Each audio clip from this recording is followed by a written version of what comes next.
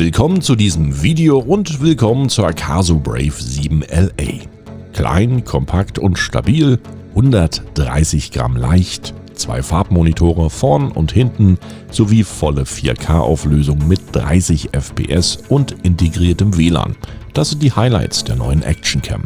In diesem Video beschäftigen wir uns vor allem mit der Bedienung dieser Kamera vom Touchscreen-Monitor-Menü bis zur Erklärung der dazugehörigen App. Geliefert wird die Actioncam in einem formschönen Hardcase, was sehr ansprechend wirkt und viel Zubehör beinhaltet, doch dazu später mehr. In der Verpackung da finden wir die Akaso 7 LA, ein wasserdichtes Schutzgehäuse und 3 Zubehörtaschen mit unterschiedlichem Inhalt sowie den Quick Start Guide mit QR-Code zum Downloaden der Bedienungsanleitung.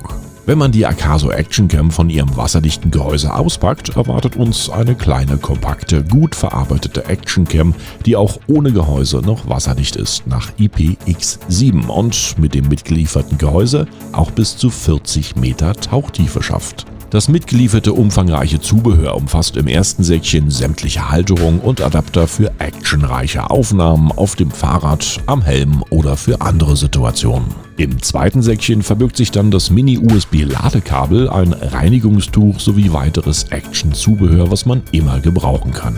Ganz interessant ist dann das dritte Zubehörsäckchen. Hier liefert man ein Dual-Ladegerät für 2 Akkus, welche ebenfalls im Zubehör enthalten sind, sowie eine Armbanduhr ähnliche Fernbedienung zum Auslösen der Aufnahmefunktion an der Akaso 7 LA. Alles in allem wird hier bei dieser Cam ein enormes Paket an Zubehör und Extras geliefert. Wo man bei anderen Herstellern alles extra erwerben müsste, ist hier vieles schon mit dabei. Hier schon mal ein großes Lob, denn das ist nicht alltäglich und macht Vorfreude auf die Benutzung. Etwas größer als eine Streichholzschachtel, aber kompakt und stabil verbaut, bietet die LA7 von Akaso natürlich viele Einsatzmöglichkeiten. Über den mitgelieferten Quick Start Guide kann man die Bedienungsanleitung downloaden oder einfach selbstständig auf Entdeckungsreise im Kameramenü gehen. Auf der Vorderseite befindet sich die Kamera mit dem 1/2 Zoll CMOS-Sensor. Die Rückseite ist mit dem 2 Zoll Touchscreen-Monitor komplett belegt. Dreht man die Kamera nach unten, so sehen wir ein Stativgewinde und die Klappe für das Akkufach mit der MicroSD-Kartenhalterung. Seitlich befindet sich der Einschaltknopf und gegenüberliegend haben wir dann noch die Klappe, hinter der sich Micro-USB und HDMI-Anschlüsse verbergen, sowie darüber die Mikrofonöffnung. Wenn wir die Oberseite betrachten, dann sehen wir die Umschalttaste M und den Aufnahmeknopf. Nach Öffnung der Klappe an der Unterseite sehen wir das Akkufach. Hier kann man seitlich die Micro-USB-Speicherkarte einlegen. Auch die mitgelieferten Akkus, die sind einfach einzulegen, Klappe öffnen, mit den Kontakten nach oben einschieben und Klappe schließen.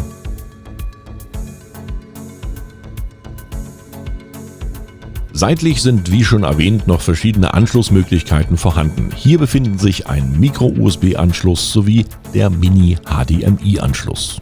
Jetzt kann es losgehen. Kamera mit dem Power-Button einschalten und Umschalttaste M kurz drücken und wir befinden uns im Fotomodus. Jetzt kann man durch Drücken auf das Rädchen das Menü aktivieren. Einstellbar sind zum Beispiel die Fotoauflösung von 20 Megapixeln bis zu 5 Megapixeln. Mit der Pfeiltaste zurück ins Menü und dann die Fotoqualität aktivieren. Hier sind 3 Stufen wählbar, hoch, mittel und niedrig. Weiterhin kann man im nächsten Menüpunkt die ISO durch Drücken der Wahltasten manuell einstellen. Für die Belichtungskorrektur ist ebenfalls ein Menüpunkt vorhanden, den man bei Bedarf aktivieren und einstellen kann. Dann gibt es auch noch Menüpunkte für den Mattering-Modus und die aktuelle Datumseinstellung via Zeitstempel. Als nächstes, da widmen wir uns dem normalen Menü Einstellung der Kamera. Durch Drücken des Rädchens erreichen wir diesen Menüpunkt. Hier sind allgemeine Einstellungen wie zum Beispiel Töne möglich. Im nächsten Menüpunkt, da können wir den Kamerawinkel einstellen. Hier haben wir 4 Stufen zur Auswahl, in denen die Kamera filmen soll. Der Tauchmodus, der wird ebenfalls durch dieses Menü eingestellt. Kommen wir jetzt zu den Bildeffekten. Hier ist es möglich, als Voreinstellung viele Möglichkeiten der Darstellung zu aktivieren. Man sieht, teilweise ist die deutsche Menüsprache nicht genau übersetzt, was fehlerhaft ist, aber in den meisten Menüpunkten, da kann man verständlich alle Einstellungen vornehmen. In den weiteren Menüpunkten kann man hier noch Einstellungen tätigen wie Bildschirmschoner aktivieren, Aufnahmezeit 50 oder 60 Hertz Aufnahmen sowie manuelle Einstellungen des Weißabgleiches mit verschiedenen Vorgaben oder die Datums- und Zeiteinstellung. Das Formatieren der MicroSD-Karte ist ebenfalls einstellbar, sowie das Abrufen der Systemeinstellung und das Zurücksetzen auf die Werkseinstellungen. Wenn wir die Aufnahmetaste lange drücken, erhalten wir nochmal eine Schnellansicht über verschiedene Foto- und Videoeinstellungen. Hier gelangt man auch in die WLAN-Einstellungen der Kamera. Acaso liefert kostenfrei im App Store bzw. Google Play Store die Acaso Go App mit dazu. Diese muss man sich dann auf sein Smartphone laden, um die Kamera auch über das Telefon bedienen zu können. Hat man dieses getan, kann man sich mit ihr über WLAN verbinden. Nicht vergessen, in den Einstellungen des Telefons die WLAN-Verbindung zu aktivieren. Das Passwort, das wird in den Einstellungen eingegeben und schon erhalten wir die direkte Verbindung auf unser Smartphone-Display. Und hier sind ebenfalls nochmal alle Grundeinstellungen verfügbar. Ein großer Vorteil der App, wie ich finde, ist, dass man jetzt alles übersichtlicher verwalten kann. Fotoeinstellungen mit Serienaufnahme, Zeitraffer, Countdown oder Langzeitbelichtung sind frei wählbar. ISO- und Gamma-Einstellungen im Fotomodus sind weiterhin manuell leicht einzustellen. Eine besondere Funktion sind die Spezialeffekte. Hier ist es möglich, Bildvoreinstellungen wie Schwarz-Weiß, Natur- oder Negativmodus zu wählen. Wer seine Bildauflösung in Megapixeln einstellen möchte, der kann das hier ebenfalls tun. Menüunterpunkte wie die Einstellung der Bildqualität lassen Änderungen zu.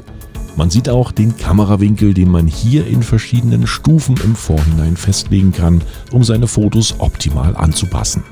Wenn wir jetzt in das Videomenü umschalten, dann sehen wir auch hier, dass alle Bildeinstellungen möglich sind. Zeitlupe, Zeitraffer und weitere Möglichkeiten sind hier kein Problem.